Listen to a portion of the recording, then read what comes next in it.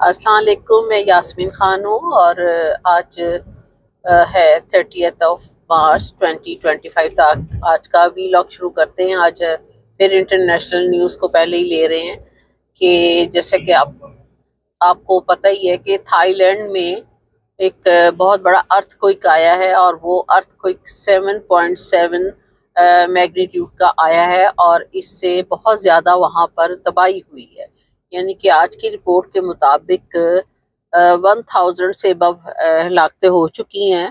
اور بہت ساری بلڈنگز ہیں وہ کمپلیٹلی ڈیمولش ہو گئی ہیں، بالکل ایسے ہے جیسے کہ ان کا نام و نشان ہی نہیں ہوتا۔ اور کئی بلڈنگز کے اوپر تو اوپر سوئمنگ پول بنے ہوئے تھے، اور وہ پھر پانی بھی بہنا شروع ہو گیا اور پوری بلڈنگز بھی ڈیمولش ہو گئی، اور بڑا حیران کن تھا۔ اور اس کے بعد پھر ایک اور آیا ہے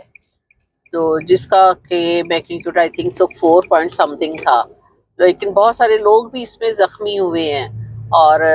جو ابھی تک ڈیڈ باڈیز ہیں وہ نکل رہی ہیں، لیکن ابھی کی رپورٹ کے مطابق 1000 سے اوپر ہو چکی ہیں، اور جیسے جیسے وہ لوگ ملبہ اٹھاتے جا رہے ہیں نیچے سے ڈیڈ باڈیز نکلتی آ رہی ہیں، ایون کہ بہت زیادہ زخمی لوگ ہیں، تقریباً کوئی 2376 لوگ جو ہیں وہ اس میں زخمی نکلے ہیں، جو کہ ابھی تک کی رپورٹ کے مطابق ان کو ہاسپٹل بھیجا گیا ہے، اور ان کی حالت کئیوں کی تو بڑی کریٹیکل ہے، اور کئیوں کے پارٹس ٹوٹ گئے ہیں،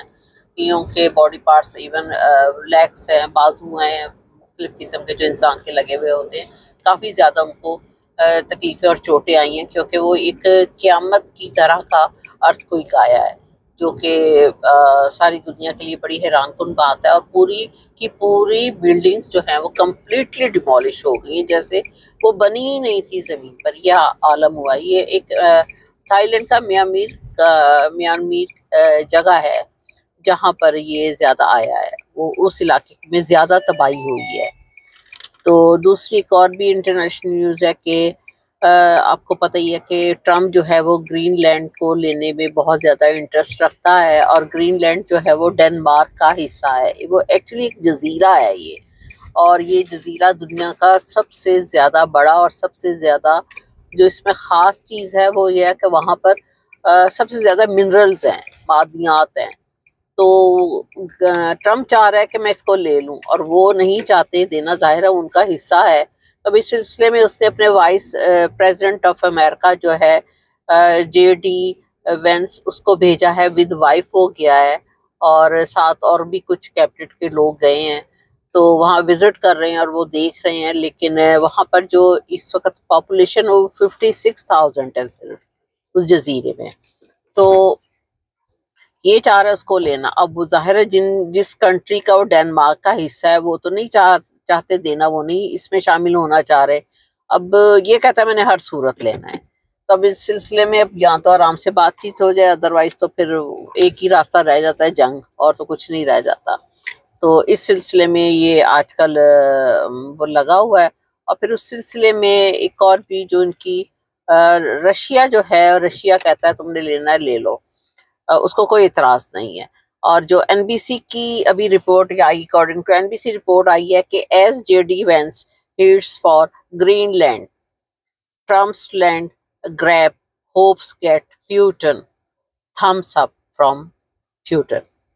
تو یہ جو پیوٹن نے اس کو اوکے کا اشارہ دے دیا ہے، اور وہ کہتا ہے کہ جانا ہے، لینا ہے تو لے لو، مجھے کوئی اعتراض نہیں۔ اب مکمل طور پر یورپ جو ہے اس سلسلے میں بہت زیادہ حیران ہے۔ اب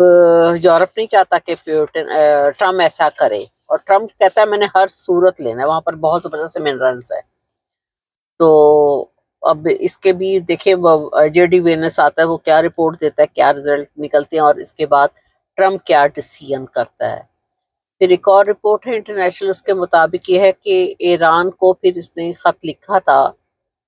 جو کہ جنوری میں ہی لکھا تھا اس نے، اور اس نے لکھا تھا کہ ہم جوہری معاہدہ جو ہے وہ نہیں چاہتے کہ ایک اور کنٹری جو ہے وہ نیوکلیر بنائے اور نیوکلیر کنٹری کہلائے۔ تو اس سلسلے میں اس نے اس کے ساتھ بات چیت کرنی چاہی تھی، جس سلسلے میں ایران نے اس کو بڑا زبردست جواب دیا تھا ٹرمپ کو کہ جو کرنا ہے کر لو، ہم اپنی شرائط پر بات کریں گے۔ آپ کو یہ میں نے پہلے ویلاگ میں بتایا بھی تھا، ہم تمہاری شرائط پر نہیں چلیں گے۔ تو اب اس سلسلے میں اس نے پھر ایک اور خط لکھا، اس میں پھر اس نے پہلے کہہ دیا کہ جی مجھے تو خط ملا ہی نہیں، ایران نے کہا۔ اب ایرانی وزیر خارجہ نے اب اس کو کرارا جواب دیا ٹرمپ کو،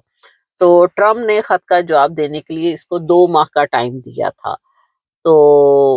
ویسے تو وہ جو اندرونی خبر ہے وہ یہی ہے کہ ایران جو ہے اس نے پکچرز بھی ابھی آپ کو کل بھی بتایا تھا کہ شائع کی تھی کہ اس نے ایک ٹنل بنا کر اور اس میں سارے جتنے لیٹسٹ ہتھیار ہیں، بومب ہیں، جس کا کہ وہ خود اس نے کلیم کیا، اس کے نیول چیف نے، کہ جی اس کا جو ٹارگٹ ہے وہ یہاں سے جاتا ہے سیدھا فلوریڈا جاتا ہے، اور مختلف امریکہ کی اسٹیٹس میں اس نے یہ ٹارگٹ دیا ہے کہ سیدھا اس کا یہاں سے چلے گا تو وہاں پہنچے گا، نیول چیف نے اس نے کہا ہے۔ تو اب اس سلسلے میں دیکھیں ان دونوں کا کیا معاہدہ طے ہوتا ہے، لگا تو ہے اس کوشش میں ٹرمپ۔ تو پھر ایک اور انٹرنیشنل نیوز ہے کہ غزہ میں اسرائیلی فورسز کے جو کہ حملے ہوئے ہیں، وہ ان حملوں کی وجہ سے ود ان 10 days 900 ہلاکتیں ہو چکی ہیں، اور اسرائیل کمپلیٹلی لگا ہوا ہے مکمل طور پر ان پر حملہ کرنے کے لیے، اٹیک کری جا رہا، اور زخمی اس سے کہیں زیادہ ہے۔ 2000 زخمیوں کی جو ہے وہ آئی ہے انفارمیشن کہ 2000 زخمی ہو چکے ہیں، اور جو شہادتیں ہیں وہ ٹوٹل اتنے دنوں میں، مطلب جب سے یہ لوگ لگے ہوئے 50,251 سے زیادہ شہادتیں ہو چکی ہیں۔ تو اس طرح کر کے یہ ان کی جنگ جو ہے زبردست جاری، اور اسرائیل جو ہے وہ حملے پر حملے، اٹیک پر اٹیک کیے جا رہا ہے۔ ادھر سے ایران کے آپ کو بھی بتایا ہے کہ نیول چیف نے بھی کہا کہ ہمارے پاس ایسے میزائل ہے کہ ہم ڈائریکٹ امریکہ کو ٹارگٹ کریں گے۔ یہ ویسے بہت بڑی خبر ہے، کیونکہ اتنی دور سے ٹارگٹ کرنا کوئی آسان نہیں ہے۔ یہاں تو یہ اتنے زبردست انہوں نے لیٹسٹ اتنے اسٹرانگ تیار کی ہیں کہ اس کی جو جانے کی صلاحیت ہے کہ ایٹم بم جہاں جا کر چلے، آپ دیکھیں بیچ میں کتنے سمندر آتے ہیں اور کتنی لاکھوں میل دور ہیں ان سے اپنا امریکہ، ایران سے، تو وہاں سے وہاں ٹارگٹ کرنا کوئی اتنا آسان کام نہیں ہے۔ تو یہ اس نے دعویٰ کیا نیول چیف نے، اس کی تصاویر بھی اس نے ٹنل میں سے شائع کی ہیں۔ اب ہم تھوڑی سی ڈومیسٹک نیوز کی طرف آ جاتے ہیں۔ ڈومیسٹک نیوز میں یہ ہے کہ پاکستان، آپ کو پتہ ہی ہے کہ جس طرح کی حکومت بٹھائی گئی ہوئی ہے، اور سارے لوگ ایک دوسرے کے ساتھ کھانے پینے کے لیے لگے ہوئے ہیں، اور گورنمنٹ کے خزانے کو وہ سمجھتے ہیں کہ ہم لوگ کا اپنا ہی ذاتی خزانہ ہے، اس کو جس طرح مرضی یوز کرو، کوئی فرق نہیں پڑتا۔ تو اب 2 سرکاری جو ہے گورنمنٹ کے ملازمین، ان کے سلسلے میں آیا ہے کہ وہ جو ہیں وہ ان کا تعلق جو ہے اسلام آباد ایف سیکٹر سے ہے، اور اکاؤنٹس، پبلک اکاؤنٹس کمیٹی سے ہے، سرکاری ادارے سے، اور ان کو